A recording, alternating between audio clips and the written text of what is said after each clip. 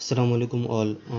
Today's lecture is about a new feature. जैसे कि पिछले भी हम लैब्स में काफ़ी सारे फीचर्स देख चुके हैं. एक्सक्लूड बॉस बेस था और स्वैप बॉस बेस था, रिवॉल्व बॉस बेस था.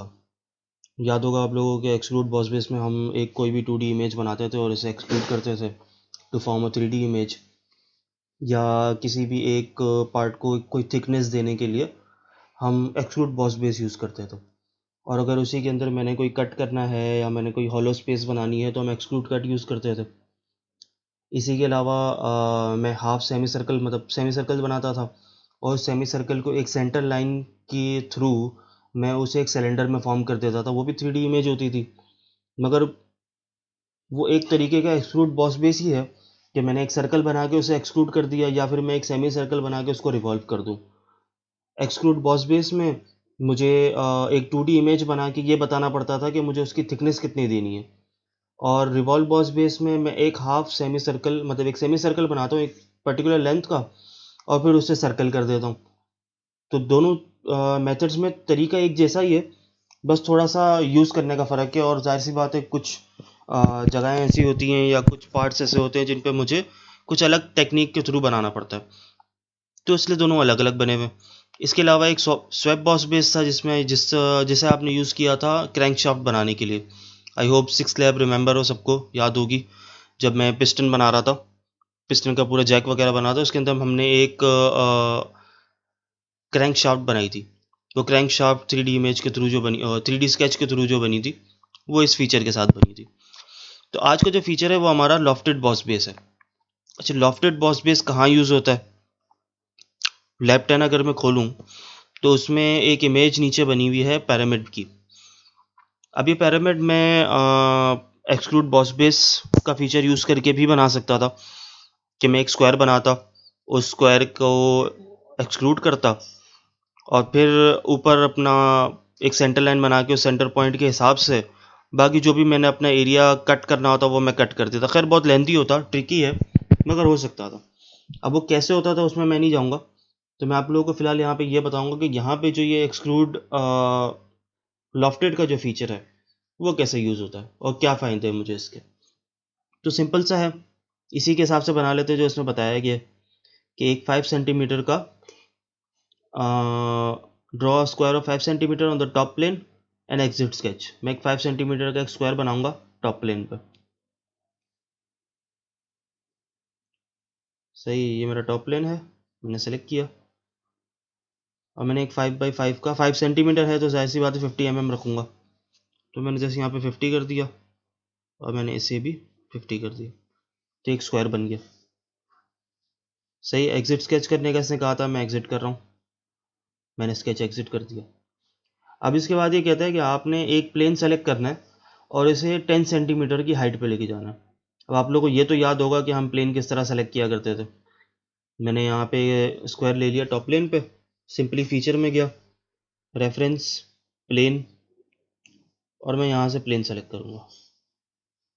टॉप प्लेन इसके ऊपर फिक्स बैठ रहा है, ऑरेंज लाइन इसके अराउंड आ चुकी है. अब ये कितनी हाइट पर है मैं थोड़ा सा टेढ़ा करके देख लूँगा इसको.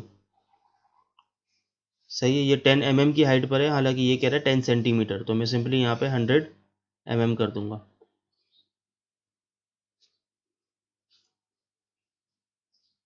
सही है, ये इसकी हाइट पे पहुँच गया, मैंने इसे डन कर दिया.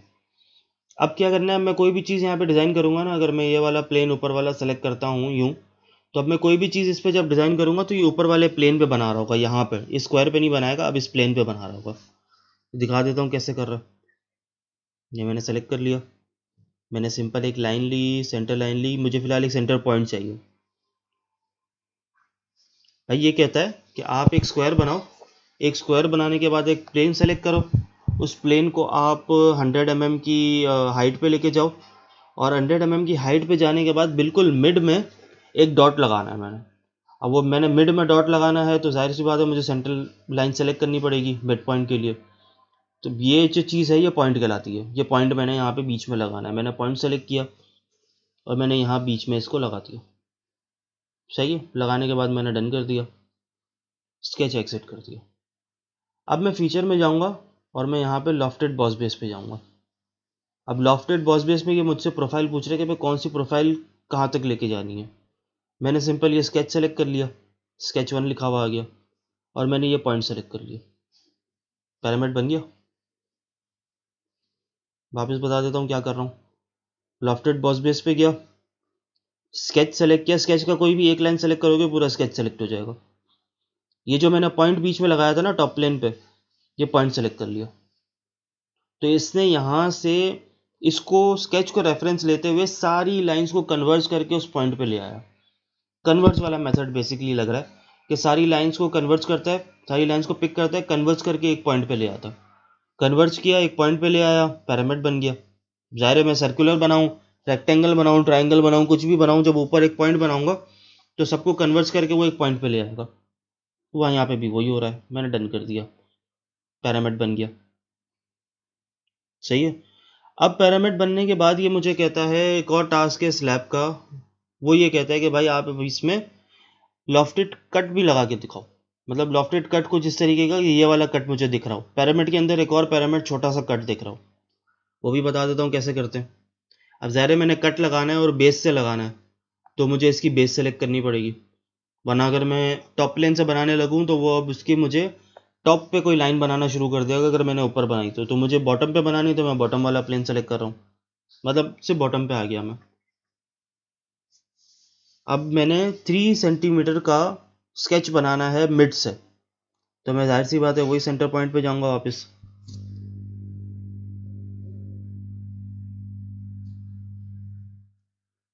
सही, एक सेंटर लाइन बनाई, 3 सेंटीमीटर का बनाना है तो मतलब 1.5 अपवर्ड होगा, 1.5 डाउनवर्ड होगा। 1.5 नहीं, 1.5 सेंटीमीटर अपवर्ड होगा, 1.5 सेंटीमीटर डाउनवर्ड होगा। तो सेंटीमीटर को अगर मैं मीटर में करूँ तो 15 हो जाएगा।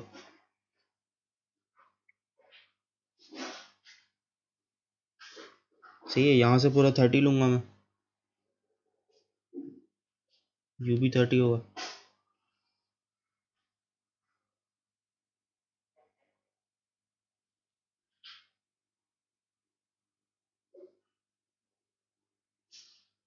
सही है, मैंने एक स्क्वायर बना दिया।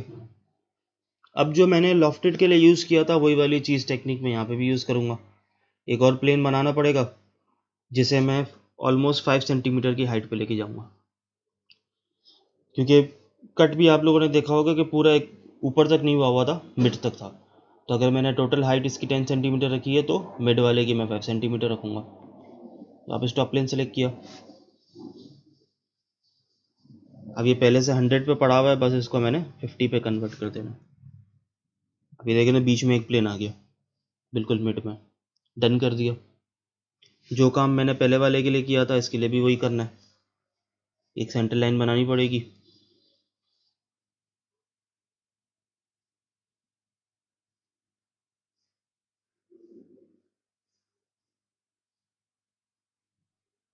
सही है, सेंटर लाइन बन गई और मैंने एक पॉइंट लगाना है। सेंटर लाइन यहाँ पे दिख रही है और पॉइंट भी दिख रहा है। पॉइंट जस्ट मैंने यहाँ से पिक किया, इसका पॉइंट ढूंढा और लगा दिया, पॉइंट लग गया। स्केच एग्जिट कर दूंगा, बाहर आ जाऊंगा। अब फीचर में देखो यहाँ पे लॉफ्टेड कट का ऑप्शन है, लॉफ्टेड कट में गया, नीचे वाला स्केच सेलेक्ट किया पूरा, ये डॉट सेलेक्ट किया, इसने बीच में से कट कर देना। सही है। अब यहाँ से मैंने पहले जो बनाया था वो लॉफ्टेड बॉस बेस था, पूरा पैरामिड बना था। अब मैंने लॉफ्टेड कट लगाया, इसने बीच में से एक पैरामिड कट कर दिया। अब मैंने आप लोगों को जब ड्राइंग शीट बनाते थे तो ड्राइंग शीट में मैंने 2-3 चीज़ें बताई थी कि मैं डिटेल व्यू कैसे चेक कर सकता हूँ, मैं सेक्शन व्यू कैसे देख सकता हूँ, और एक चीज़ और थी। खैर अभी उन सब चीज़ों में से मेरे जो काम की चीज़ है वो सिर्फ सेक्शन व्यू है, कि मैंने एक पैरामिड बनाया, उसके अंदर मैंने कोई भी मैंने चीज़ बनाई, कोई भी मैंने एक ऑब्जेक्ट बनाया, उसके बीच में मैंने कट लगाया। वो उस कट को मैं किस तरीके से मेजर करूँ, कैसे पता चलेगा वो कट कहाँ लगा हुआ है, कितनी डेप्थ में लगा हुआ है, कैसे लगा हुआ है, वो चेक करने के लिए मेरे पास सेक्शन व्यू होता है। ज़्यादा थ्योरी वगैरह में भी आप लोग पढ़ चुके हो, तो मैं यहाँ पे बता देता हूँ कि मेरे पास एरो है। जस्ट मैंने ऊपर से सेक्शन व्यू सेलेक्ट किया, मैंने ये एरो को अब मैं जैसे जैसे आगे लेके जाऊँगा ये कट करना शुरू कर देगा। पैरामिड में आप लोगों को कट दिख रहा होगा। मैं जैसे जैसे इसको आगे बढ़ाता रहूँगा ये पिरामिड में कट मुझे दिखाता रहेगा। और जो अंदर देखो मैंने जो कट लगाया था लॉफ्टेड कट, वो भी दिखने लगा है अब। सही है, मैं सिर्फ जितना पूरा लेके चले जाऊँगा तो ये पूरा कट भी पूरा भी गायब कर देगा। मुझे फ़िलहाल सिर्फ आधा दिखाना था, मैंने आधे तक कट किया, ये देख लो एग्जैक्टली वही इमेज बन गई जो मैंने मेरे मैनुअल में है, मतलब जो चीज़ मुझे सीखनी थी। दो चीज़ें देखी इसमें हमने, एक लॉफ्टेड कट कैसे यूज़ होता है और लॉफ्टेड बॉस बेस कैसे यूज़ होता है। सही है।